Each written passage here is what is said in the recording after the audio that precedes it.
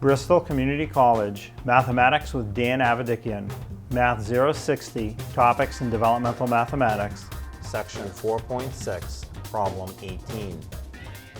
This is Section 4.6, Problem 18. It says 44% of 250 is what number?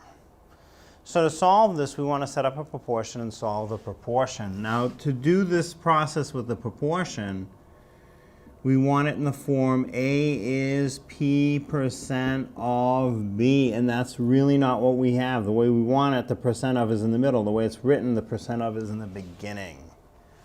So I have to rewrite it.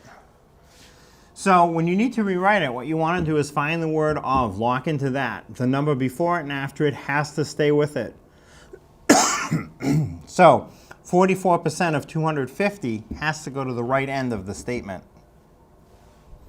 So off to the right, 44% of 250.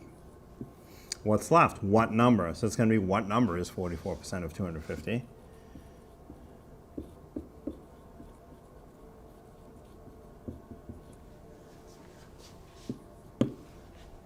Now it's A is P% of B. A is the unknown. A, unknown, is 44% of a number, which is B. So now I can use my proportion format.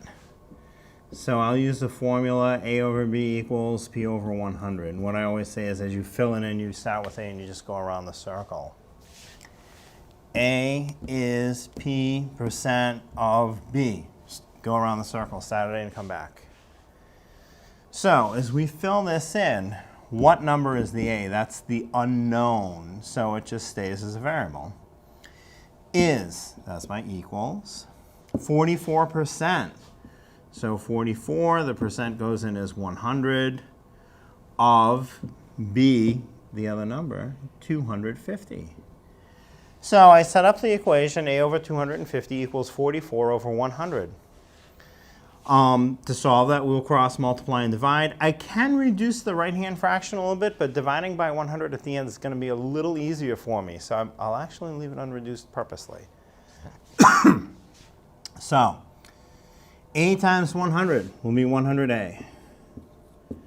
Equals, the other multiplication will be 250 times 44. Now, I've had some tricks in some other problems where I multiply really big numbers by ignoring some zeros and then multiplying the numbers that are left and putting the zeros back. It's really not appropriate for this multiplication. If I ignore the 0, I still have 25 times 44, which is still really big. So I'm just going to go ahead and multiply it out. If you can use a calculator, that will make it easier. I'll pretend your teacher won't let you use the calculator for this class because some teachers don't. And we'll just multiply 250 times 44. So 4 times 0 is 0. 4 times 5 is 20. Write the 0, carry the 2. 4 times 2 is 8. 8 plus 2 more is 10. So come down the line, put a 0 to hold your place. Well, if 4 times 250 was 1,000 when I did it last time, 4 times 250 will be 1,000 again because it's the same numbers.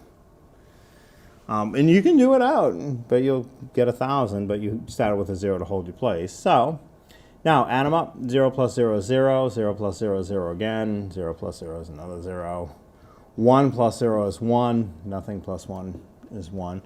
So I get 11,000. 250 times 44 is 11,000.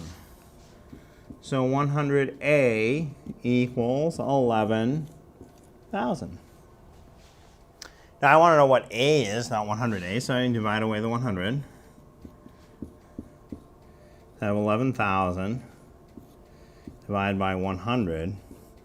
And essentially you can just cancel off 2 of the zeros. I'm really dividing 100 into the numerator, divide 100 into the denominator, but that allows me to really just cancel the 2 zeros on the end of the numerator and denominator, and I'm left with 110. So A is 110, and that answers the question. 44% of 250 is what number? Well, 44% of 250 is 110.